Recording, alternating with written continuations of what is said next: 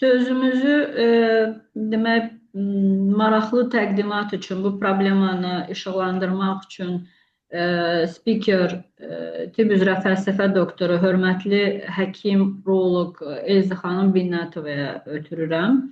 E, Əminəm ki, çox maraqlı praktiki baxımdan məlumatlar əldə etmiş olacaqsınız. Buyurun Elza xanım.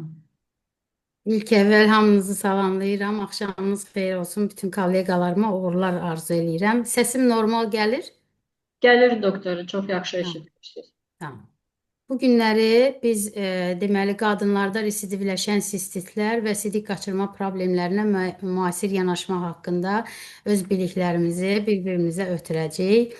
Deməli, sistitlər dedikdə bildiyimiz kimi, yəni sidik hissəsinin divarında əsasən də onun seyirli qişasında mikroorqanizmlər və qeyri-infeksion amillər nəticəsində iltihabi proseslər nəzərdə tutulur. Ümumiyyətlə dünyadakı qadınların 50-60%, kişilərin isə 10-12%-i həyatları boyunca bir dəfə də olsa sistit xəstəliyi ilə üzləşirlər. Sistit problemi keçirmiş xəstələrin isə 20-40%-də bu problemlər təkrarlanır ki, biz də bugün əsasən bu təkrarlanma faktorlarına nəzər salacağıq və eyni zamanda onların aradan qaldırılması üçün nə cür davranmalıyıq ki, təkrarlanma halları çox olmasın, bunlara diqqət edəcəyik. Ümumiyyətlə, qısaca olaraq onu qeyd etmək istəyirəm ki, sidik hissəsində adətən sistitin orada seyirli qişada iltihabların baş verməməsi üçün müəyyən mexaniki müəyyən faktorlar var ki, bunlar bizim sidik hissəmizin seyirli qişasını o iltihabı proseslərdən qoruyurlar. Bunlara qısa da olsa değinəcəm. Birincisi mexaniki müdafiə faktorlarıdır. Bunlar əsasən nədir? Mütəmadi olaraq bizim sidiyi xaric etməyimizdir, antireflüks sistemin olmasıdır və sidik hissəmizin tam boşalmasıdır. İkinci əsas faktorlardan biri isə bariyerin olmasıdır ki, bildiyimiz kimi seyirli qişanı iç tərəfdən sidik kimyəvi təsirlərindən və eyni zamanda içərisində olan bakteriyalardan qoruyan qaq təbəqəsi var ki, bu nazik təbəqə şəklində bakteriyaların uretelə doğru keçməsinin qarşısını alır. Uretelin özü, onun çətir hüceyrələri var ki, çətir hüceyrələr sıx yerləşir. Eyni zamanda bu faktorların seyirli qişaya təsirinin qarşısını alır və eyni zamanda hüceyrə səthində ureterial membran proteini uroplakin var ki, bu da bakteriyaların seyirli qişaya yapışmasının qarşısını alır. Digər faktorlardan əsaslarından biri isə sidiyin pH-ıdır ki, bu pH turş mühit olduqda bakteriyaların, yəni normal olaraq bildiyimiz kimi 5,85 nəzərdə tutulur. Ümumiyyətlə turş mühitdə 5,5-6,5 arasında bu turş mühit olduğu üçün bakteriyaların çoxalmasının qarşısını alır. Bir də sidiyin tərkibində olan bizim böyrəklər vasitəsilə xaric olunan sidik cövhəri, ammonium, üzvü turşular, eyni zamanda osmolyarlığı qoruyan kiçik molekulalar var ki, onlar da burada bakteriyaların aktivləşməsinə qarşı təsir göstərmiş olur. Son zamanlar ən çox üzərində durulan faktorlardan biri isə mikrobiota faktorudur ki, bu mikrobiota faktoru həm uretral, həm vaginal florada, xüsusən də laktobasillərin normal miqdarda olmağı sidik yollarında bu infeksiyaların aktivləşməsinin qarşısını alır. Buna görə də bunlar deməli təsir olaraq pH-ı azaldır və turş mühitdə bu bakteriyalar inkişaf edə bilmirlər. Ümumiyyətlə sistit dedikdə ilk əvvəl ağlınıza gələn onların növləridir ki, bu hansı tipdir, necədir, yəni bu sadə sistitdirmi, yoxsa bunun altda yatan başqa səbəblər mi var deyə düşündürür klinik olaraq xəstələr bizi. Birinci növbədə komplika olmayan sistitlər nəzərdə tutulur. Komplika olmayan sistitlər odur ki, yəni xəstə birdən-birə bu xəstəlik baş verib və tez-tez sidiyə getmə, göynəmə, qasıq nahiyəsində ağrı kimi əlamətlərlə deməli özünü göstərib. Adətən bunlar bakterial infeksiyaların nəticəsində baş vermiş olurlar. Ancaq komplika sistitlərin isə altda yatan bəzi səbəblər olur. Anatomik, funksional, eyni zamanda ginekoloji orqanlar tərəfindən sağlanmalar, menopauza dönəminin olması, floral çatışmazlıqların olması, cinsi, qeyri-cinsi infeksiyaların olması, bunların hamısı komplika sistitlər kimi dəyərləndirilməlidirlər. Digər haldan isə bu sistitlərin təkrarlanmasına görə, yəni geri qayıdan, rekurrent, təkrarlayan və təkrarlanmayan formaları var. Bu təkrarlayan forma dedikdə biz 6 ay ərzində 2 dəfədən çox və yaxud da il ərzində 3 dəfədən çox sistit təkrarlanırsa buna təkrarlayan sistit kimi dəyərləndiririk. Bundan fərqli olaraq bir də var reinfeksiyalar. Reinfeksiya isə nədir? Yenidən başqa bir mikrobla, başqa bir bakteriya ilə, başqa bir səbəblə mikroorqanizmdə bu sistit əlamətlərinin olması müəyyən olunan hallar isə artıq reinfeksiya kimi nəzərdə tutulur. İnterstisial sistit kəlməsi isə çox işlənir bizim kolleqalar arasında da, həkimlər arasında da. Yəni kroniki formada olan sistitlər interstisial sistit kimi dəyərləndirilir. Amma əslində bu interstisial sistit, yəni sistit əlamətləri olan xəstələrdə heç bir bakteriya aşkar olunmamış olur. Yanaşı orqanlarda da elə bir infeksiyalar aşkar olunmamış olur. Sırf orada qaq təbəqəsini, yəni uroteliumu içəridən örtən təbəqənin zədələnməsi, onda olan struktur dəyişiklikləri olur ki, bu da selüli qışa qoruna bilmədiyi üçün sidiyin tərkibindəki o kimyəvi maddələr uroteliuma təsir göstərir və xəstələrə yandırıcı, ağrılı, tez-tez sidiyə getmə halları kimi bu əlamətlərlə özünü göstərmiş olur. Etiologiyalarına çox değinməyəcəm. Biraz əvvəl də qeyd elədik. Burada müəyyən bakterial, kimyəvi, radiasyon, allergik, spesifik bakteriyalardan tuberkuloz, stomatoz kimi etioloji bakteriyalar vardır. Və komplika olmayanları da dedim, sağlam insanda birdən heç bir anatomik funksional pozğunluğu olmayan hallarda yaranır. Komplikalar isə biraz əvvəl qeyd etdiyim kimi yanaşı orqanlarda və eyni zamanda sidik cinsiyyət orqanlarında anatomik funksional pozğunluqlar fonunda yaranan sistitlər nəzərdə tutulur. Patogen mikroorqanizmlərdən bildiyimiz kimi ən çox törədici faktorları Escherichia coli'dir 85% hallarda ki, bu da bağırsaq florasından keçmiş olur. Adətən çox vaxt vaginal formada da, vaginada da bu infeksiyaların aşkarlanması müəyyən olunur.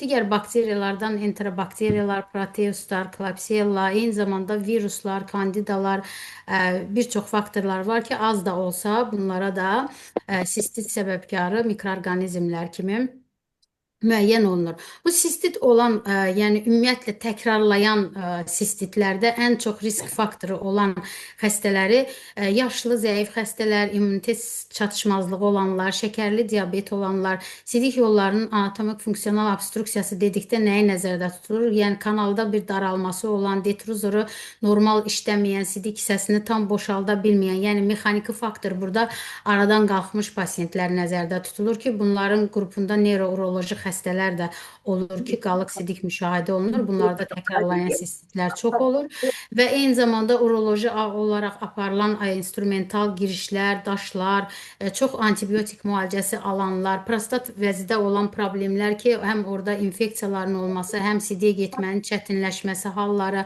hamiləlik, pelvik orqan sallamaları, menopauza kimi hallar bu təkrarlanan sistitlərdə risk faktorlarıdır. Ümumiyyətlə bakteriyalar selüli qışa, sidik hissəsi selüli qışasında nə olur ki, nə baş verir ki, burada təkrarlanmalar davam edir. Bakteriya sidik hissəsinə gəlib çatdıqdan sonra biraz əvvəl dediyimiz o qoruma faktorlarından hər hansı biri pozulmuş olur. Ya ötürülməsi, sidiklə xaric olmasında problem olur, ya o kolonizasiyalar çox olur, immun sistemi aşağı düşür, pH-da pozğunluq olur. Bunların hər hansı birində problem olduğu zaman artıq burada bakteriyalar çoxalmağa başlayır, kolonizasiyalar yaradırlar və ondan sonra selüli qışaya hücuma keçirlər. Selüli qışaya hücuma keçdikdən sonra qoruma faktorları da olmadığı üçün orada invaziya edirlər. İçəriyə selüli qışaya, uroteliuma keçdikdən sonra biofilm formaları alırlar. Yəni ətraflarında onlar zülallardan ibarət olan bir qlaf yaradırlar ki, hansı ki o qlafın içərisində artıq onlara müalicə də biraz ciddi yəni yanaşılmalı olur.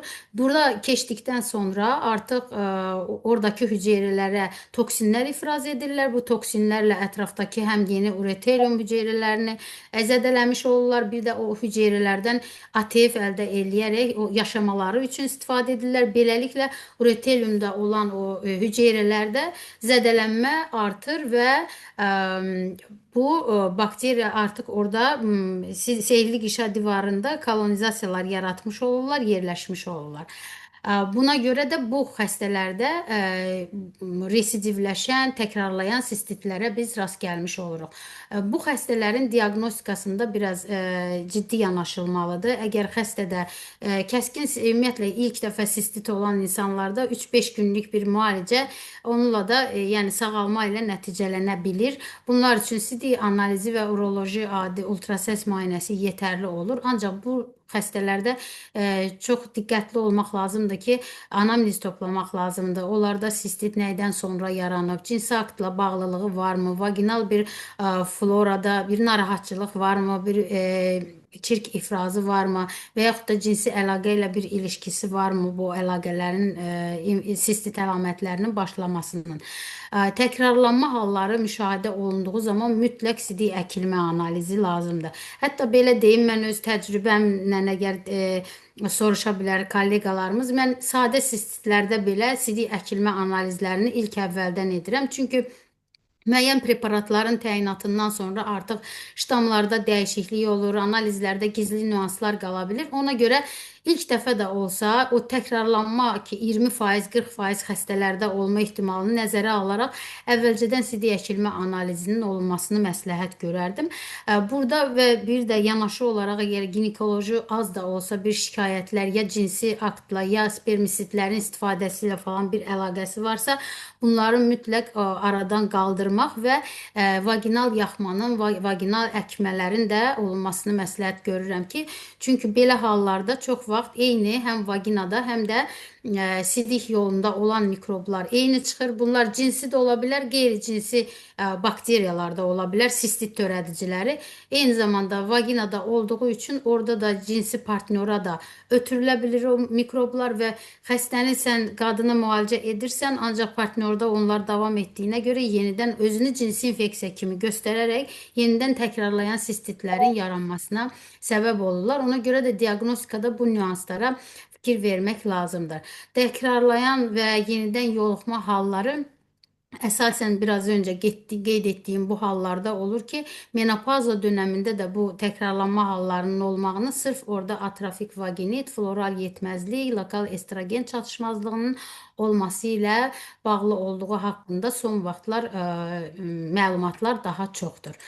Deməli, müalicədə isə diqqət olunması gərəkən nüanslar var ki, dediyimiz kimi, deməli, sadə sistitlərdə 3-5 günlük bir fosfamisin və yaxud da istənilən ftorxinolon və sefalosporin qrupundan olan bir antibakteriyal müalicə effekt vermiş olur və elmi araşdırmalar göstərib ki, fosfamisin və yaxud da bu qrupdan olan dərmanların aşağı-yuxarı demək olar ki, 3-5 gün ərzində müalicə effekti yaratmış olurlar. Ancaq komplikə olmayan sistitlərdə eyni zamanda bu antibiotiklərlə yanaşı demannoza təkrarlayanlarda da təbii ki, sadəcə indi sadə sistitləri dediyim üçün qeyd etdim. Burada demannoza və qranberi tərkibli preparatların istifadəsi elmi araşdırmalarda təsdiqlənibdir. Ancaq onların normal, düzgün dozalarda qəbulları hətta son vaxtlar əkilmə analizlərində xüsusi mikrob inkişaf etməyən, ancaq ciddi şəkildə leukosituriyası olan xəstələrdə hətta antibiotiksiz belə yüksək nəticələrin olduğu qeydə alınmışdır. Ona görə müalicələrimizdə son deməli, məlumat kimi, son elmi araşdırmaların nəticəsi kimi biz antibiotiklə yanaşı bu preparatları da istifadə olunması eyni zamanda əlamətlərin daha tez aradan qaldırılmasına da gətirib çıxarır.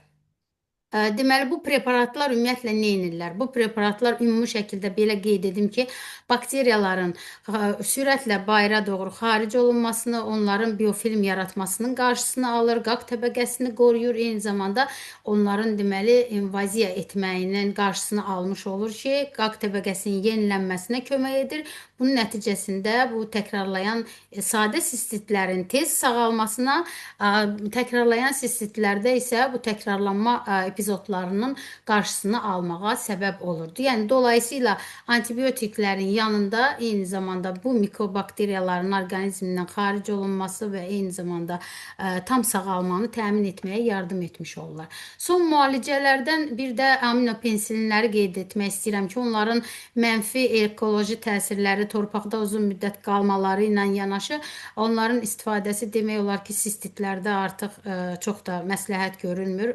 Bir də beta-laktamaz istehsal edən bakteriyaların üçün yeni yəni seçimlərin daha çox olmağını da göz önündə bulunduraraq onların istifadəsi sistitlərdə çox daha hal-hazırda ekoloji təsirinə görə məsləhət görülmür. Deməli, tədqiqatlarda ümumiyyətlə məlum olub ki, leykosituriyalı xəstələrdə Qramber və Demannoza kimi, bir də Uvaursi kimi bir çox belə təbii preparatlar var, amma ən çox təsdiq olunmuşları Qramber və Demannozadır ki, bunların istifadəsi leykosituriyalı xəstələrdə antibiotika terapiyanı 63%-ə qədər azaltmışdır. Demannoza neyinir? Normal halda seyrilik qişada, sidik hissəsinin seyrilik qişasında mannoz qalıqları var ki, bu reseptorlar var ki, o reseptorların uretelium hüceyrələrinin üzərində mannoz qalıqları olan reseptorlar var.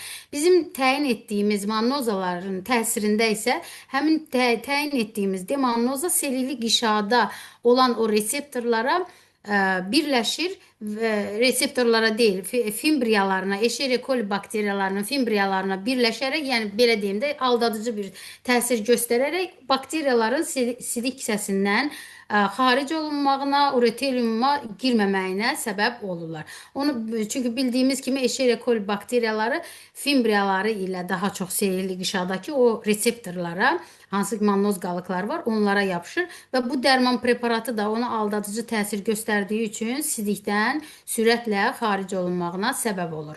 Bu da onun deməli şəklində də onu deməli görə bilərsiniz ki, həmin mannoza, demannoza bakteriyanın fimbriyalarına yapışır və orqanizmdən xaric olur. Bunlar haqqında qeyd etdim. Bir də onun dozası ki, bu elmi araşdırmalarda müəyyən olunub ki, bu demannoza kiçik dozalarda deyil də günlük 2000 mg qəbul edildikdə bu dediyim, biraz öncə qeyd etdiyim müalicəvi təsiri yüksəkdir. Bir də sidik yolu infeksiyalarının müalicəsində prontasitlərin rolu çox vacibdir. Prontasitlər bitki mənşəli polifenolik birləşmələrdir. Bunlar əsasən qırmızı qarağatda, Qramberdə daha çox olurlar.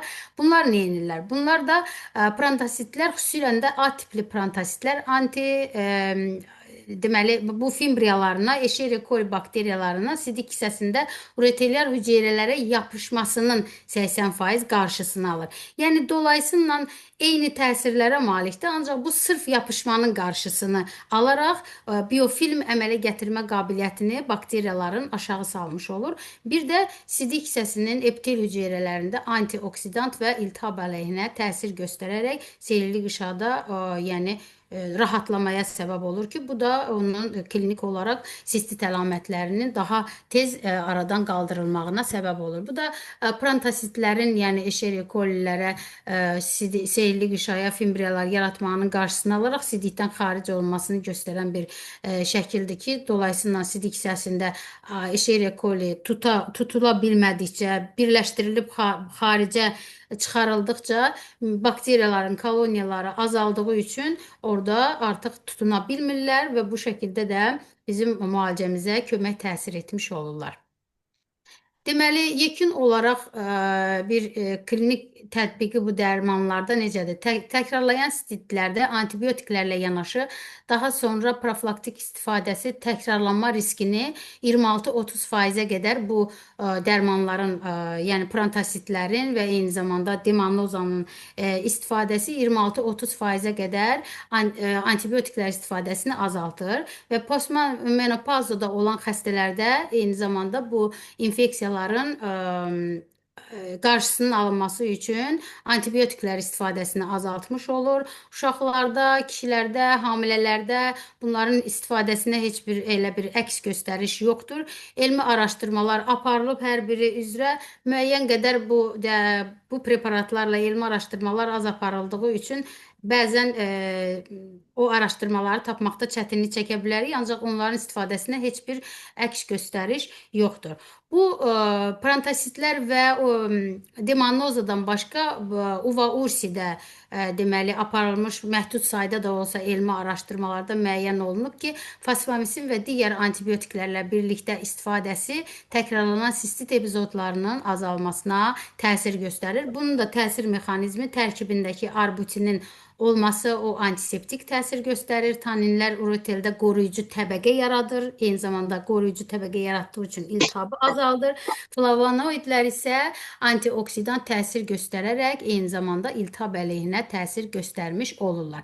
Bizdə Azərbaycanda bu tərkibdə, yəni həm demannozanın, həm proantasitlərin normal miqdarda, dozalarda tərkibində olan preparat sistoliberindir və sistoliberini siz rahatlıqla həm antibiotiklərlə yanaşı, həm antibiotiklərdən ayrıca şəkildə leykosituriyalı xəstələrə, yaşlılara, kişilərə, qadınlara eyni zamanda müalicəmizdə birlikdə istifadə edə bilərik. Bunun istifadəsi 10 ml-dən gündə 2 dəfədir və sorulmasını mədə bağırsaqdan nəzərə alaraq yeməkdən əvvəl qəbul olunması məsləhət görülür. Sistoliberin eyni zamanda onkologiyada da istifadə oluna bilər. Bu niyə? Çünki onkologiyada bilirsiniz ki, həm şiva terapiyası, həm kemoterapiya zamanı selili qışada müəyyən toksik təsirlər olduğu üçün biz biraz əvvəl etiologiyasında qeyd edirdik. Orada qaq təbəqəsində müəyyən hasarlanmalar yaranmış olur ki, bu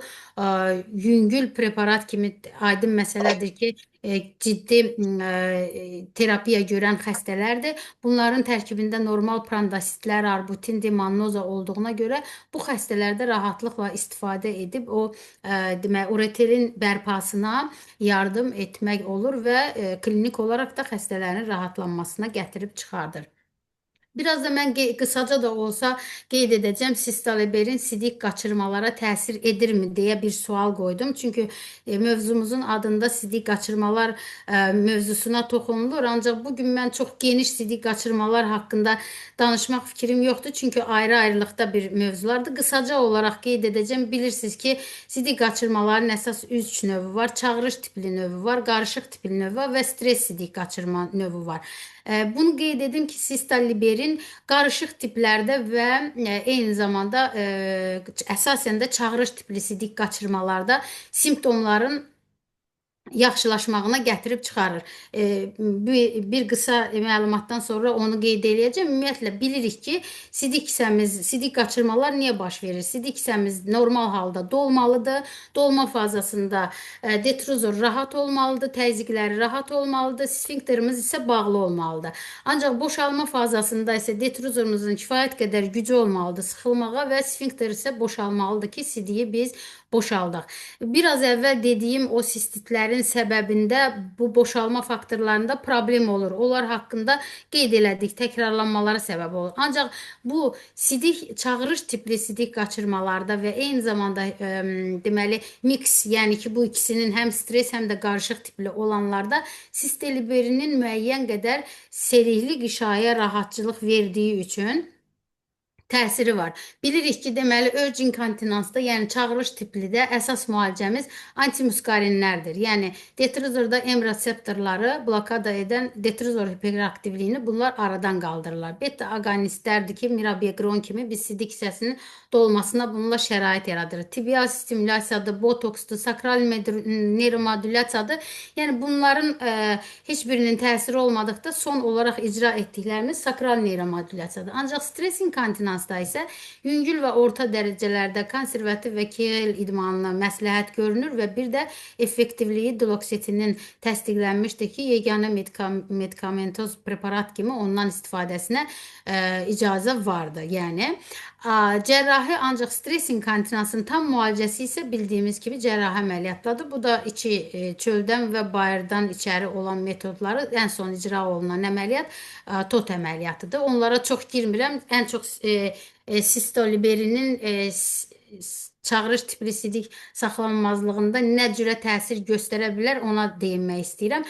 Ümumiyyətlə, Sistoliberin xüsusilə çox komponentli terapiyanın bir hissəsi kimi sistit simptomları, hiperaktiv sidik hissəsi və sistit simptomları olan qadınlarda faydalı ola bilər. Sidik yolu infeksiyaları zamanı özünü göstərən hiperaktiv sidik hissəsi sindromunda ATF səviyyəsini nizamlayır və detrozorun aktivliyini aşağı salır. Yəni burada sistoliberinin təsiri qaq təbəqəsinə olur və eyni zamanda orada olan ATF səviyyəsini nizamladığı üçün reseptorların həssaslıq həddini artırır. Yəni hiperhəssas olmuş reseptorları bir qədər rahatladır və buna görə də hiperaktivliyinin şiddətini azaltmış olur. Dolayısıyla sidik qaçırması çağırış tipli olan xəstələrdə demirəm sırf olaraq bu dərmanla müalicə, ancaq yanaşı olaraq təyin olunması müalicəsində o simptomların daha erkən aradan qaldırılmağına gətirib çıxara bilir. Diqqət tələb edən hallar nədir? Hər tez-tez sidiyə getmə halı sistit deyildir. Biraz əvvəl qeyd elədiyim kimi, hiperaktiv sidik isə sindromu şəklində özünü göstərər. Çağırış tipli sidik saxlamamazlığı olar. Xəstələr sistit kimi, mən sistit olmuşam deyə dəyərləndirirlər. Ancaq bütün laborator instrumental müayinələrdən sonra onu müəyyən etmək lazımdır ki, burada sistit var, yoxsa hiperaktiv sidik isə problemi var. Bunu qeyd etdim ki, bəzən hiperaktiv sidik hissəsi əlamətləri yanlış olaraq sistit kimi dəyərləndirilir. Sistit zamanı tez-tez sidiyə çıxma halı hiperaktiv sidik hissə sindromu kimi dəyərləndirilir. Həm sistit, həm hiperaktiv sidik hissəsi vaxtında doğru müayinə və müalicə olunmadıqda ciddi böyrək problemlərinə yol açır. Burada sistitin təbii ki, hər kəs bilir, kollegalarımıza aydındır. Sidik yolu infeksiyaları yuxarıya doğru qalxdıqda pielonefritə, nefritə, böyrək toxumalarında büzüşməyə, gələcəkdə böyrək çatışmazlığına qədər gətirib çıxarır. Hiperaktiv sidik hissəsi məsələsində də eyni incəliklə yanaşmaq lazımdır. Çünki hiperaktiv sidik hissəsində sidik hissəsi daxili təzyiqlər yüksək olduğuna görə böyrəyimizdə olan ifraz olunan sidik yollarından, sidik kana axarından sidik hissəyə tökülə bilmədiyinə görə reflükslara, sidik uretra hidronefrozlara gətirib çıxarır. Bu da dolayısıyla nəticə etibarilə gətirib böyrək çatışmazlığına çıxarır. Bu kimi preparatlar ureteliuma qoruyucu və antibakteriyal təsir dolayısıyla çağırış tipli sidik qaçırma simptomlarının azalmasına səbəb ola bilər. Ancaq birbaşa sidik isə detrozoruna və reseptorlara, sinirlərə heç bir təsiri yoxdur. Sadəcə ATF nizamladığı üçün, ATF-i nizamladığı üçün, reseptorların həssaslıq həddini artırdığı üçün, o əlamətlərin daha erkən aradan qaldırılması üçün preparatların yanında təyin edə bilərik. Diqqətiniz üçün təşəkkür edirəm.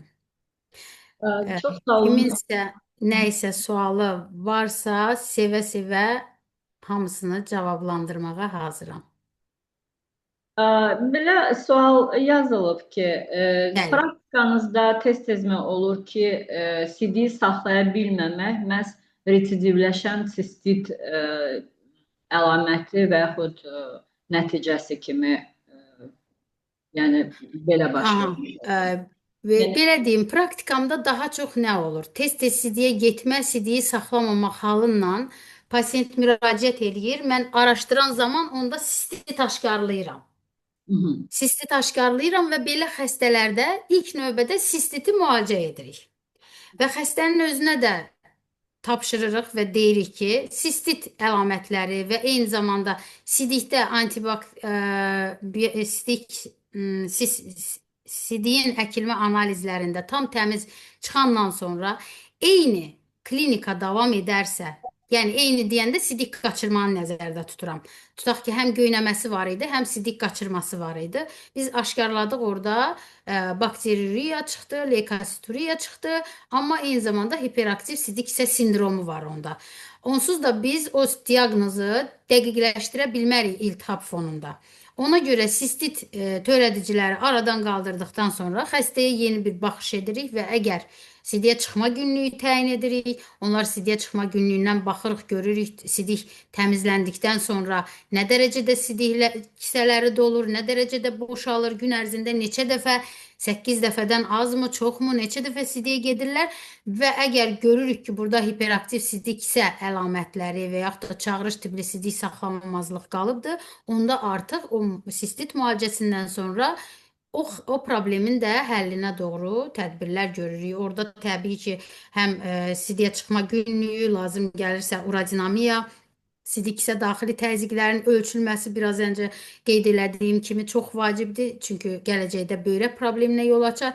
Bunları müəyyən eləyib onların müalicəsinə doğru yönəlirik. Belə sual var. Ezgi xanım, Bəli. soruşulur ki, olurmu ki, xəstə məsəl üçün sistitli xəstədir, siz artıq hansısa əlamətlərdən görürsünüz ki, bu xəstədə xronikləşmə ehtimalı yüksəkdir. Yəni çox güman ki, xronikləşəcək proses. Yəni bunu necəsə bilmək olurmu ilk əvvəldən, yoxsa Biraz əvvəl mən o komplikə olan sistitlərdə çox geniş yer ayırdım onlara. Bəli, anamnez toplayarkən mütləq orada təkrarlanma adətən yanaşı problemlərdə olur. Menopazası, sallanması, vaginal florası çatışmayanlarda, eyni zamanda cinsi və yaxud da qeyri-cinsi infeksiyası olanlarda, partnyor nəzərə alınmadıqda, ona görə qadınlarda bu çox önəmlidir. Yəni ginekoloqlar özləri məsəl üçün baxırlar, belə tutaq ginekoloji yolda bir ifrazat yoxdursa bunu konkret sağlamsan kimi dəyərləndirə bilirlər. Amma mən məsələn rast olan pasientlərdə çox vaxt ginekoloji yaxmalarda ya Escherichia coli tapıram, ya bir cinsi infeksiya olur, onun fonunda florada pozulduğu üçün sistit əlamətləri də qoşulur. Hətta o bakteriyalar da, yəni yoxlasaq əslində PCR sidikdən versək, bəlkə də həmin cins infeksiyalar sidikdə də çıxar. Amma adətən yaxmada verdiyimizə görə yaxmada çıxmış olurlar. Yəni belə deyim, bu xəstələri bəli, anamnez toplayanda görürsən, bilirsən. Tutaq ki, yoldaşından anamnez toplayırsan, görürsən ki, hə, soyuq düşəndə biraz tez-tez getməm olur deyə bir söz deyirlər kişilər. Yəni bundan artıq sən bilirsən ki, burada təkrarlayan sistitin səbəbi nədir? Ya Escherichia coli olsun, ya cinsi infeksiyalar olsun, partnyorda da müalicə olmadığına görə artıq sən qadını nə qədər müalicə eləsən də problem dönür, yenidən bir də başlayır. Dəfələrlə pasientlər məsələn olur ki, dəfələrlə müalicə alıb gəliblər və deyirlər ki, doktor, müalicəm bitir, təzədən bir də başlayır. Yəni o çox vaxtı yenidən infeksiya olur. Sadəcə yəni onu gözdən qaçırmış olurlar. Bax belə. Çox sağ olun.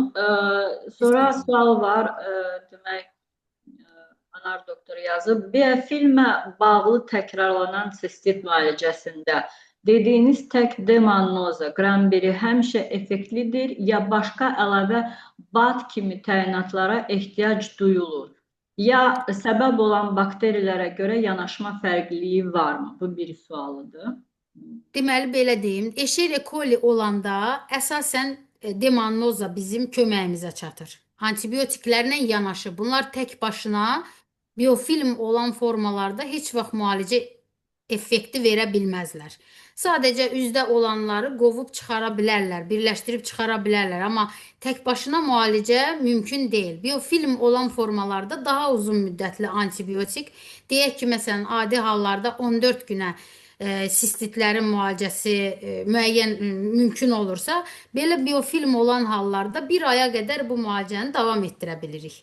Və onunla birlikdə eyni zamanda demannozaya üstünlük verir. Daha çox o təbii preparatları, mən bad şəklində olanları çox məsləhət görmürəm. Bizim bu sistoliberinin özəlliyi ondan ibarətdir ki, onun dozaları dərman dozası kimi olduğuna görə və eksperimentlərdən o şəkildə o dozalarda keçdiyinə görə normal dozası var. Ona görə badlardansa bu preparatın antibiotiklərlə yanaşı istifadəsi həm biofilm formasına keçmənin qarşısını alır, həm də eyni zamanda biofilm formasında olan bakteriyaların zaman ərzində selüli qişada həm oksidləşdirici faktorların, həm mühitin normallaşması, bunların hamısına komplikə birlikdə yanaşmamalıdır. Bu preparatlar həm də sidiyin tərkibini turş edir. Və yəni bir cür təsir göstərmirlər. Turş etdiyi üçün Bakteriyalar artıq yeni kolonizasiyalar yaratmır və yeni invaziyalar olmur və yavaş-yavaş onu seyirli qişadan təmizləmək mümkün olur. Hə, bəzən elə hallar olur ki, çox illərin qalmış infeksiyalarını son zamanlarda araşdırmalarda o seyirli qişanın həmin qatını hətta turrezeksiya deyirik. Biz onların qaşınıb xaric olunması kimi son həddə də çatmaq olur. Ancaq doğru düzgün bəri başdan müalicələr gedərsə o kimi ağırlaşmalara gətirib çıxartmır. Hı hı. Çox sağ olun. Elza xanımın demək sizə anar doktorun bir sualı da var. Xroniki Buyursun. sistit müalicəsində vaksinasiya barədə nə deyə bilərsiniz? Vaksinasiyalar var, bəli. Son illərdə bunun üzərində də araşdırmalar gedir. Həm Escherichia coli'dən hazırlanmış, həm Escherichia coli, Klebsiella proteus'tan intramusküler hazırlanan vaksinlər var. Hal-hazırda Uravakson şeydən keçirilir. Bu deməli istifadə olunur. Mənə sorarsanız mən heç bir xəstəmdə istifadə eləməmişəm. Amma istifadə edib gəlmiş xəstələr olur yanıma, heç də təkrarlanmanın tam da qarşısını almır. Hal-hazırda yəni məsləhət görülür. Var belə bir üsul, amma rutin olaraq hər kəsə də vurmaq deyə bir şey yoxdur. Düzgün, ən düzgünü düzgün araşdırıb kökünü tapmaq, təkrarlanma səbəbini tapmaq. Hə, son olaraq onu da icra etmək olar. Demək, bir sualı da var doktorun. Təkrarlanan UTI-də Klebsiella aşkarlandığı durumlarda məsləhətiniz nədir? Mütləq orada yenə biraz əvvəl dediyim kimi sistitlərin müalicəsində sidik əkilmə, antibiotikaqramma, mikrobioqrammaya əsaslanmaq lazımdır. Ona əsaslandıqda həm müalicə dövrümüz qısa olur, həm də və yanaşı da bu preparatları da istifadə etmək olar prantasitlərə görə, uvaursiyə görə, yalnız demannoza, yalnız Escherichia coli'ni birləşdirib çıxartmaqla yetinmir. Həm də seyirli qişaya, qaq təbəqəsinə, uroteliuma, invaziyanın da qarşısını aldığına görə, yəni bu preparatları antibiotiklə yanaşı istifadə etdikdə, yəni o sualın əvvəli yadımdan çıxdı. Yəni bunlarla birlikdə istifadə edəndə daha effektiv olur. Bəli, yəni Klebsiella mən Klebsiella üçün mütləq antibiotikaqrammaya fikir vermək lazımdır. Onun əsasında müalicəni aparmaq lazımdır. Bəli, bəli. Yəni mən deyə bilərəmsə, məsəl üçün ola bilsin doktor ona görə soruşur. Fosfomitrin məsəl üçün Klebsiellaya effektiv deyil. Bəlkə ona görə soruşur ki, o zaman. Ola bilər. Hə, yəni Sistilibirinin var effektivliyi o. Bəli, bəli. Sonra bir dənə də sual var doktorun. Mikrobiom üçün nə təyinat verməyə məsləhət görürsünüz və təyinat necə yerinə yetirilir? Peroral və ya sairə nəzərdə tuturam. Həm peroral olaraq ümumi orqanizmə, genital orqanlar üçün, həm sidik yolları üçün, urotelium üçün, həm də vaginal şamlar şəklində mütləqdir. Bu şəkildə biofloranı normallaşdırmaq lazımdır ki, o biraz əvvəl qeyd elədiyim laktobasillər tərkibində olanları istifadə etmək lazımdır ki, biraz əvvəl qeyd elədiyim sidik pH-ını turşulaşdırır onlar. Ona görə də o sistitin təkrarlanmasının qarşısını alır. Həm vaginal şamlar şəklində, həm də peroral olaraq daxilə. Sonra Əsmər xanımın sualı var. Xroniki sistit hipotonik sidik hissəsinə gətirib çıxarır. Yoxsa bu həmişə nevroloji problemdir? Yəni hipotonik yoxsa hiper nəyi nəzərdə tutur? Doktor yazıb xroniki sistit hipotonik sidik hissəsinə gətirib çıxarır. Yoxsa bu həmişə nevroloji problemdir? Yox, o sualda birazca terminlərdə ola bilər hərf səhvi gedibdir. Deməli, xroniki sistit ümumiyyətlə çox illərlə davam etdikdə sidik hissəsinin kiçilməsinə, hiperaktivliyinə deyək, belə deyək, reseptorların həssaslığı nəticəsində sidik hissəsinin daha tez-tez yığışması və illər sonunda sidik hissəsinin kiçilməsinə gətirib çıxarır xroniki sistit. Yəni bu nevroloji hal deyil. Sistit nəticəsində olan mikrosistitlər nevroloji hal deyil. Amma biraz əvvəl danışdığımız hiperaktiv sidik hissələrində isə nevroloji problemi olan xəstələrdə də bu sindrom şəklində özünü göstərə bilər, amma hər zaman deyil. Yəni nevroloji heç bir problemi olmayan insanda da hiperaktiv sidik hissəsi yaranır, sidik isə daxili təzyiqlər artır və o uroloji bir problem kimi üzə çıxır. Amma nevroloji problemi olanlarda da yanaşı olaraq bu əlamət olan xəstələr çoxdur. Yəni nevroloji xəstələr deyirik onlara. Onurğa beynində, baş beynində ya travması, ya sklerozu bir problemi olanlarda bu hiperaktiv sidik hissəsi şəklində özünü göstərə bilir. Doktor, əlavə eləyir həkim ki, atoniya barəsində soruşuram. Atoniya tamamilə biraz əvvəl dedim, təkrarlanan sidiklərin yaranmasında sidik hissəsi atoniyaları, daimi kateterdə olanlar. Atoniya nədir? Normal halda bizim sidik hissəmiz 300 milli dolandan sonra siqnal gedir onurğa beyninə, baş beyninə. Oradan da xəbər gəlir ki, ay sidik hissəsinin detruzorı sən yığış, sfinkterlər sən də açıl, mən boşalım. Atoniyalarda bu mexanizm pozulmuş olur.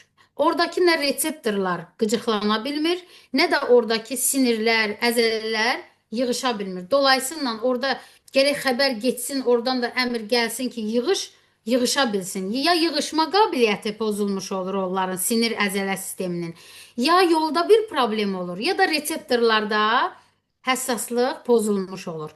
Bu sidik hissəsinin atoniyasıdır. Bunu biz dəqiqləşdirmək üçün urodinamiya aparırıq. Urodinamiyada nə görürük? Detruzor əzələsinin, yəni sidik hissəsinin, əzələ qişasının gücünün olub-olmadığını. Bir nüans da var ki, bəzi pasientlərdə obturasiyalar illər ərzində davam etdiyi üçün gətirib atoniyaya səbəb olur. Yəni atoniya ikincili olaraq üzə çıxa bilir. Amma daha çox hallarda isə detruzorun ya nevroloji, ya nevrolojidən kənar sırf sidik hissə sinirlərindən, əzələlərindən bağlı olaraq atoniyası halları müəyyən olunur. O atoniya ilə bağlı həkimimizi nə maraqlandırırdı, nəyi demək istədi? Sistoliberinin orada istifadəsini demək istəyirsə, orada sırf təkrarlayan sistitlər olduğu üçün xəstələrə düzgün adda yatan səbəb atoniya aşkarlanıbsa əgər, son illərə qədər atoniyalarda tak kateterizasiya deyirdik. Yəni deyirik daha doğrusu, sidik hissəsinin gün ərzində 4 dəfə boşaldılması. Sidik hissəsi yəni boşalmalıdır. Boşalmalıdır ki, orada sistitlər təkrarlanmasın. İndi son işlərdə isə artıq bu kateterlə ömür boyu bu şəkildə getməkdən sonra elmi araşdırmalar aparıldı ki, sakroneyromodulyasiyalar bu xəstələrin 70%-də sağalmaya səbəb olur. Pil yerləşdirilir, yəni o xəstələrin sidik hissəsinə. Ki o yenidən S3 səviyyəsində sidik hissəsinin detruzorunu, əzələsini, yəni işlədə bilsin, sinirlərini və əzələsini. Yəni bu xəstələrdə sadəcə sistoliberin nə edə bilər? Biz tak kateterizasiya əgər eləyiriksə, bu dərmanın istifadəsi orada qalxan infeksiyanın qarşısını alır. Çünki manipulyasiya eləmiş olursan, qalıq sidik də qalmadığına görə artıq mütəmadi bunların istifadəsi orada bakteriyaların aktivləşməməsinə, sistit əlamətinin yenidən yaranmamasına səbəb ola bilər. Bu şəkildə kömək edə bilər. Demək, Elza xanım, Südabə xanım soruşur, sistit zamanı nikturiya xarakterikdirmi? Sistit zamanı nikturiya, gecə sidiyə durmaları bəli xarakterikdir. Amma sistit varsa orada. Yəni, məsəl üçün, gecə sidiyi nikturiya gecələr sidiyə durmaq halıdır. Orada müəyyən eləmək lazımdır. Gecə sidiyin miqdarında artış varmı? Yoxsa sidiyin miqdarında artış olmadan sırf sidiyə getmə sayları mı artıbdır? Məsələn, sidiyin miqdarı artıbsa buna poluriya kimi dəyərləndiririk biz. Yəni sidik miqdarı artıb. O zaman yanaşma başqa cürdür. Yəni bildiyimiz kimi antidiuretin hormon gecələr ifraz olmalıdır. Gecə sidiyi azalmalıdır. Yəni o faktora baxmaq lazımdır ki, orada o hal varmı? O hal yoxdursa, sırf sidiyə getmə halları artırsa və eyni zamanda bu çağırışlar şəklində olursa, sidiyi saxlaya bilməmək kimi dəyərləndirilirsə, varsa, qaçırmalar olursa, ancaq heç bir iltihab əlamətləri yoxdursa, sidikdə, əkilməsində, ultrasəsdə baxarkən selili qişada bir qanunlaşma varsa, bunu biz sırf çağırış tipli sidik saxlanmazlığı kimi dəyərləndiririk. Ki, oradakı reseptorlar hiperhəssaslığı olur və onlar gecə sidiyə dururlar. Çox vaxt amma nikturiya kimi qeyd olunan pasientlərdə gecə poliriyası müşahidə olunur. Ya onlar bir deməli, hipertenziv preparat istifadə edirlər, gecə sidiyini artırmış olur. Onun fonunda çox dururlar. Onlar o nüansa çox ciddi həkim tərəfindən dəyərləndirməlidir. Sidiyə çıxma günlüyünü yazdırıb orada özü üçün hesablama aparmalısan. Gecə sidiyi nə qədərdir, gündüz sidiyi nə qədərdir? Gecə sidiyi normada 3də 1-dən az olmalıdır sutkalıq sidiyin. Əgər onu aşırsa və hər dəfə getdiyi sidiyin miqdarı nə qədər olubdur, gecə durursa miqdarı nə qədərdir? Ultrasəs müayinəsində qalıq mütləq müəyyən olunmalıdır. Bəzən qadınlar deyil də kişi pasientlərdə prostatla bağlı obturasiyalar olduğu üçün qalıq sidik qaldığına görə onlar hər dəfə gecə sidiyə dururlar və yaxud da prostat çox böyümüş olur, sidik hissəsinə bir qıcıq verir, hiperaktivlik verir onunla bağlı. Yəni ona görə bu nüanslara ciddi fikir verilməlidir. Qadın xəstələrdə də qalıq sidiyə bağlı gecə durması olursa, artıq o qalıq sidiyi aradan qaldırmaq deməli lazımdır. Deməli, hər hansı bir nevroloji faktor varmı, yoxdurmu, onu aydınlaşdırmaq. Sidik hissəsi, əgər nevroloji faktor yoxsa, demək sırf sidik hissəsinə bağlı bir atonik dəyərləndirmə aparılmalıdır. Urodinamiya, sistemanometriya icra olunmalıdır və onların nəticəsində qalıq sidik olursa, o aradan qaldırılmalıdır ki, o nikturiya halının qarşısı alınmış olsun. Hı hı. Bilmirəm, Sonra, cavablandıra bildimmi? yəni Həkim. əgər sual yenə də qalırsa, bura Yenə yaza də yenə bilərlər. də daha aydın, konkret suallarını verə bilərlər yəni. Mövzu o qədər bu Geniş. komplika olan və təkrarlayan sistit məsələləri o qədər geniş bir mövzudur ki, həm anatomik, həm funksional, həm yanaşı orqan problemlərində olan şeylər olduğuna görə bəzən yəni konkret suallar olarsa mən də o açıdan yəni konkret cavablandıraram. Belə geniş sual gələndə məcbur oluram geniş izah etməyə. Ezgi Amma xanım, versinlər yəni problem yoxdur. bəli, Aynur xanım soruşur ki, əvvəla təşəkkür eləyir çıxışınıza görə. Mən təşəkkür edirəm. Soruşur ki, hiperaktiv sidik hissəsində müalicə barədə nə deyərdiniz? Hiperaktiv sidik hissəsində biraz əvvəl də qeyd elədim, amma çox qısa qeyd elədim. Yenidən ona ətraflı deyim. Deməli, bu günə qədər, yəni 2024-cü ilə qədər hiperaktiv sidik hissəsi diaqnozu qoyulmuş. Diaqnozunu demirəm, bilirlər həkimlərimiz onların hamısının hansı nüanslar olur. Deyək ki, buna hiperaktiv sidik hissəsi diaqnozu qoyduq. Yanaşma belə idi. Birinci antimuskarin preparatlar istifadə edirdik. Effekt vermədikdə beta aqonistləri ona kombinə edirdik. O da effekt vermirsə, yanaşı ona qoşa bilirik tibial sinir stimulyasiyası və botoks tətbiq edirdik. Son olaraq son 2025-ci ilin isə Avropa Uroloqlar Cəmiyyəti bunların heç birini aşamalı, yəni biri olmasa o biri demir. Yəni bu variantların hər birinə antimuskarin, beta aqonistlər, tibial sinir stimulyasiyası, botoks tətbiqi və sakral neyromodulyasiya son olaraq effekt verməyən halda yalnız sakral neyromodulyasiyanı saxlayıblar. Ancaq antimuskarin, beta aqonist, tibial sinir stimulyasiyası və botoksu isə xəstə ilə həkim birlikdə qərar versin deyə son bu cür qəbul olunub. Yəni deyək ki, hiperaktiv sidik hissəsi var. Urodinamiyasını eləmişik, sistemanometriyasını. Sidik hissə daxili təzyiqlər yüksəkdir, 20-dir, 30-dur, 40-dır, yüksəkdir. Çağırış tipli sidik saxlanılmazlığı var. Ona birbaşa biz botoks da edə bilərik. Yəni xəstə ilə birlikdə qərar verirsən. Əvvəllər ancaq dərmanla başlayırdıqsa, indi birbaşa botoksdan da başlaya bilərik. Tibial sinir stimulyasiyasından başlaya bilərik. Botoks nədir? Sidik hissəsinə o reseptorlar, selli qişaya vururuq. Bildiyimiz kosmetologiyada istifadə olunan botoksdur və oradakı sinir ucuqlarını blok etdiyi üçün sidik hissədə bir rahatlanma yaradır sinirlərdə və sidik hissəsinin dolmasında heç bir problem olmur. Dolur. Bunun amma müddəti var da 9-12 ay, 9 ay ən optimal vaxtdır ki, 9 aydan bir təkrarlanması lazım gəlir.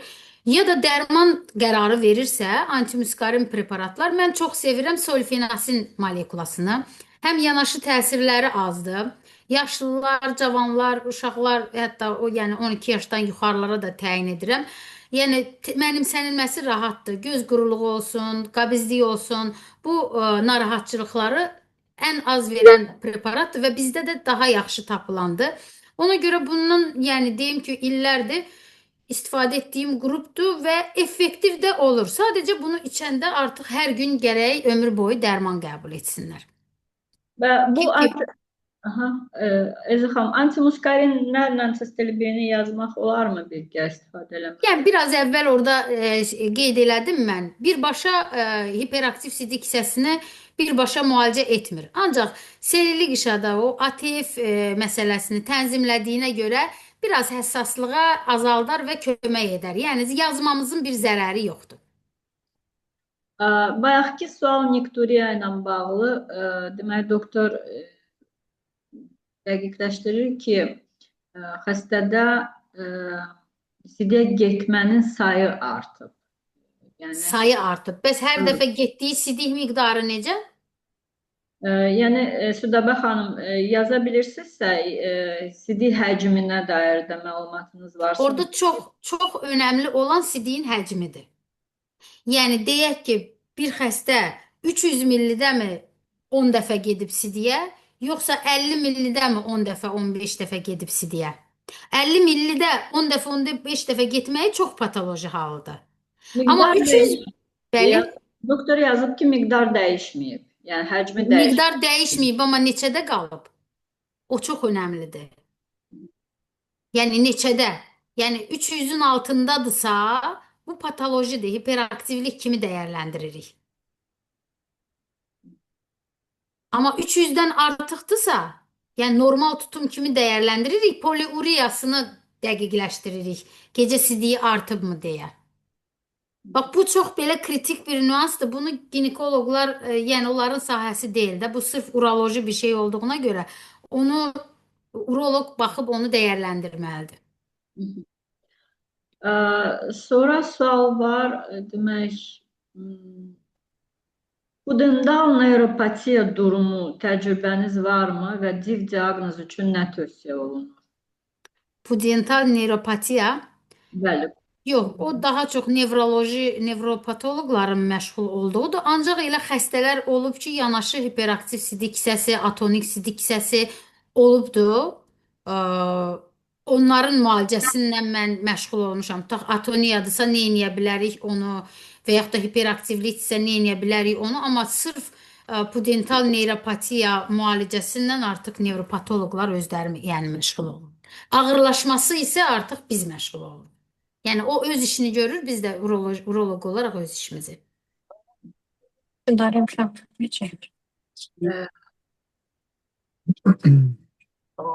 Hə, Anar doktor yazıb ki, çox vaxt uzun müddət interstisial sistit kimi müalicə olunur. Ona görə soruşdum. Pudendal neuropatiya. Çanaq pelvik ağrıları nəzərdə tutur doktor. Ola bilər. Pelvik ağrı sindromu deyilən interstisial sistit də onun bir parçası kimi dəyərləndirilən bir pelvik ağrı sindromu var. Doktor onu nəzərdə tutur. Əgər biz sistoskopiya eləyirik o xəstələrə, selülik qişada bir dəyişiklik görürüksə, orada Haner ulseri deyirik biz ona, yarası deyirik. Onu görürüksə, sırf onun müalicəsini apara bilirik. Amma yox, o ağrılar var, amma biz sidik hissəsində heç nə iltihab onsuz da tapmamışıqsa interstisial sistit axtarırıq.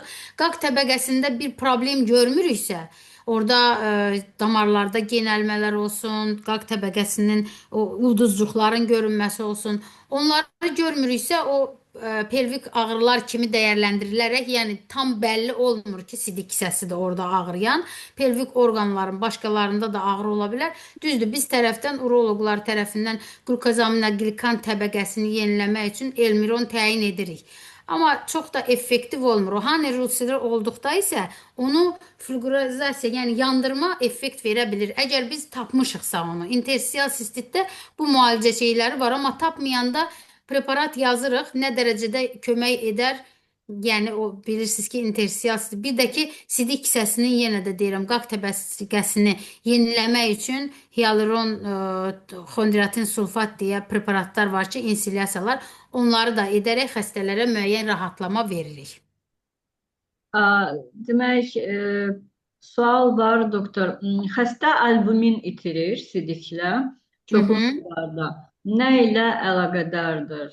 Nə qədər itirir dedi, cümləni eşidə bilmədim. Albumin itirir? Çoxlu yazıb ki, albumin Çoxlu. itirir. Bu deməli nefroloji problemdir. Nefronların Deməli, bizim böyrəklərdən, qlomerulalardan əvvəlcə bildiyimiz kimi ilk sidik yaranır. Daha sonra bu son sidiyə çevrilir. Son sidik mərhələsində reabsorpsiya deyilən mərhələ var. Orada bizə lazım olan proteinlər, zülallar, qlukoza hamısı yumaqcıqlara geriyə doğru sorulmalıdır. Burada bu yumaqcıqlarda, kanalcıqlarda problem olduğu üçün nefritli xəstələrdə daha çox olur. Problem yarandığı üçün geriyə sorulma prosesi pozulur və pozulduğuna görə orqanizmdən albumini itirərək orqanizmdə albumin azlığına, ödemlərin yaranmasına səbəb olur. Bu düzdür, uroloji sual deyil, nefroloji sual da, amma yəni bunu bu şəkildə cavablandıra bildiyim üçün cavablandırıram. Səbəbi nefroloji problemin olmasıdır. Və bir də bəzi anadan gəlmə immun proseslər var ki, onlarda da bu albumin itirmə halı kimi, yəni nefronda problem olmasa belə o anadan gəlmə immun problem kimi özünü göstərə bilir albumin itirməsi. Onu nefroloqlar biopsiyaya qədər gedərək nefronda nə baş verdiyini dəqiqləşdirir və onun hansı növüdür, nədir, necə müalicə lazımdır onu müəyyən edirlər. Sual var, betadin istifadə edirsinizmi? Sidik hissəsinə mi? Yəqin ki, o nəzərdə tutur. Əvvəl rus ədəbiyyatında da var idi və biz də istifadə Əkilmək, doktor, nə əlavə etmək üçün? əkilmək üçün betadin istifadə edirsiniz. Nə üçün? Sidik hissəsini nəzərdə tutur yəqin ki o. Əkilmək üçün yazın. Yox, əkilmək üçün betadin istifadə etmərik. Onu niyə edək ki? Əkilməni laboratoriyada edirlər və onun antibakteriyal, antiseptik təsiri olduğuna görə o bakteriyanı görünməyə qoymaz. Mən bilirəm o nə sualı verir. Biz kallargol istifadəsi var idi. Kallargol və onun sidik hissəsinə insilyasiya olunurdu. Mən də təcrübəmdə onu zamanında istifadə eləmişəm. Rus ədəbiyyatında var idi və effektiv idi, bunu da deyim. Amma son dönəmlərdə bu sidik hissə üçün müxtəlif antiseptik və hialuron tərkibli qaq təbəqəsini yeniləmək üçün preparatlar olduğuna görə artıq insilyasiyalarda bunlardan son şeydə istifadə edirik. Amma bakteriyaların yuyulması baxımından kallargol 2%li biz onu xüsusi apteklərdə hazırladaraq istifadə etdiyimiz xəstələr olubdur. Yəni o antibakteriyal təsirinə görə. Daha çox yəni keçməyən əvvəllər xroniki sistitlərdə istifadə edirdik. Son vaxtlarda istifadə etmirəm. Xeyr, ancaq yeni preparatlardan istifadə edirəm. Bəli, yəni əlavə elədi doktor ki, materialı götürməzdən əvvəl lokal təmizlən. Sidik üçünmü? Yox. Yox. Deməli, əgər vaginal əkmək götürürüksə, 3 nöqtədən onu eləyirik daha çox. Uretranın ağzından, vaginadan və içəridən. Sidiyin isə əvvəl porsiyasına əkilmə analizi ediriksə, artıq uretradan götürülən onsuz da əkiləcək. Əvvəl porsiyası olmaya bilər. Mən ümumiyyətlə çox vaxt betadin istifadə eləmirəm. Hətta xəstələrin yuyunmasını belə etmirəm ki, olan mikrob çıxsın orada. Yəni yuyunanda bilirsiniz ki, yuyulur, uretranın ağzı da yuyulur və yaxud da vaginal bir lavaş eləyib yuyubsa orada heç bir mikrob tapılmayacaq. 5 günlük ən azı vaginal bir təmas olmamalıdır, antibakteriyal bir preparat işlənməmiş olmalıdır. Vaginal bir yaxmada bir şey axtarırıqsa bu şəkildə olmalıdır. Heç bir şey istifadə olunmamış olur. Sidiyin isə uretradan onsuz da götürülmüş olur. Qabağını axıdıb arxasını yığsaq sidik hissəsində iltihabın nə dərəcədə olduğunu müəyyən edərik. Yəni yox, betadin istifadə eləmirəm.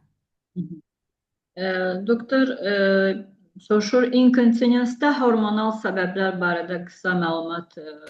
Biraz əvvəl deyəsən ona mən toxunmadım. Estrogenlərin menopauza dönəmində azalmağı, estrogenlər ümumiyyətlə ureterial qişanın qalınlaşmasına, rahatlanmasına, qanlanmasına yaxşı təsir göstərir. Estrogen azlığı olanda eyni zamanda vaginada bir atrofiya getdiyinə görə orada deməli inkontinensiyada, stres inkontinensiyada da, örc inkontinensiyada da təsiri var. Stres inkontinensiyada nədir? Deməli parauretral toxumaların hamaq hipotezi var. O selüli qişa nə qədər sulu olarsa, nə qədər normal quruluşunda olarsa, uretra ətrafında sfinkter rolunu daha yaxşı rol oynayar. Amma o estrogenlərdə azalma olduğu zaman toxumalar ki, atrofiyalaşmış olur, o qadınlarda parauretral toxumalar sfinkter rolunu oynayır. O rolu oynaya bilmədiyinə görə stres inkontinansa təsir göstərmiş olur. Örc inkontinensdə də biraz əvvəl dediyim kimi ureteldəki normal qan dövranının olmağına səbəb olduğuna görə o azlıq olan zaman uretelin bərpası çətin getdiyinə görə və o reseptorlarda həssaslıq yarandığı üçün sidik hissəsi reseptorlarında o örc inkontinensı tetikləmiş olur. Sırf belə deyim də, son olaraq araşdırmalar Avropa Uroloqlar Cəmiyyəti və Amerika Uroloqlar Cəmiyyəti estrogenlərin konkret olaraq sidik saxlamamazlığını aradan qaldırır deyə bir şey yoxdur. Təsdiqlənməyib. Ancaq yanaşı olaraq o fonda aradan qaldırılarsa, daha yaxşı effekt almış olunar deyə belə bir məlumat var. Amma sırf estrogen verəcəm, sidik saxlanmazlığı aradan qalxacaq deyə bir tədqiqat işi yoxdur. Sonra Ülker xanım soruşur, sidikdən nitritin çoxalması yəqin. Bəli, deməli bu sidikdə əgər nitrit varsa, bir ginekoloq kimi nida işarəsi qoyaraq yadda saxlamaq yəni lazımdır ki, demək ki, problem böyrək nefronlarına qalxıb deməkdir. Demək ki, infeksiya yuxarıya doğru qalxıb deməkdir. Ona görə nitritin olması bir həyəcan siqnalıdır. Uroloqlar üçün, nefroloqlar üçün, həm də ginekoloqlar üçün. Çünki artıq nefronlara gəlmiş bir mikrob gələcəkdə artıq böyrək büzüşməsinə təhdiddir. Böyrək büzüşməsinə yol açmaq deməkdir. Ona görə maksimum tez müddətdə o iltihab aradan, bakteriya törədici aradan qaldırılmalıdır. Ketonların çox olması nə ilə əlaqədardır? Ketonlar çox vaxtı qidalanma ilə bağlı olur. Abur-cubur yeyənlərdə daha çox olur. Şəkərli xəstələrdə ola bilir.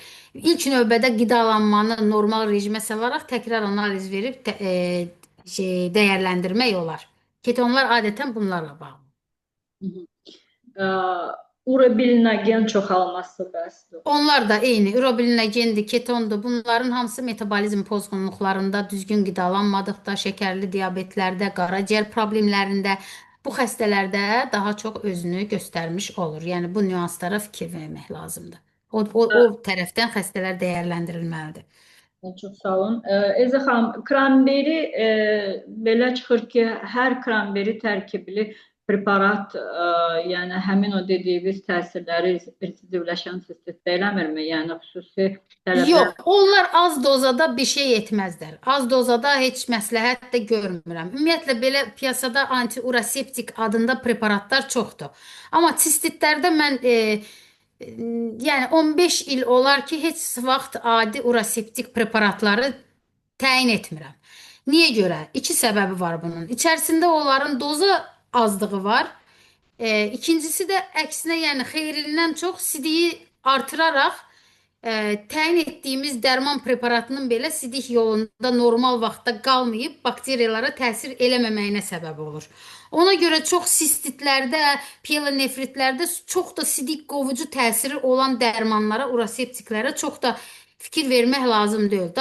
Daha yaxşı olar ki, bu Granberry tərkibdə həm pH-ı normallaşdırdığı üçün, həm çox da həddən artıq sidik qovucu təsiri olmadığı üçün bunlara daha çox üstünlük vermək lazımdır ki, dərman preparatımıza da əks təsir, yəni yuyulub tez aparıb da təsirini aradan qaldırmasın.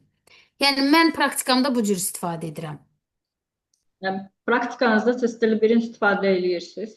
Əlbəttə. Demək olar ki, yəni bu dozada preparat sizdən əvvəl də, məsəl üçün sizin sistoliberindən əvvəl də adətən yüksək dozası ölkəmizdə hansında varsa onu istifadə edərdim. Məsələn, bundan əvvəl də paket şəklində dərman var idi, onu istifadə edirdim. Amma bu tərkibdə, ölkədə az olduğuna görə, az dozalarda olduğuna görə bu gün sistoliberini ona görə vurğulayıram ki, yəni satışda bunlar var. Yəni ən adi az dozaların bizə xeyri yoxdur.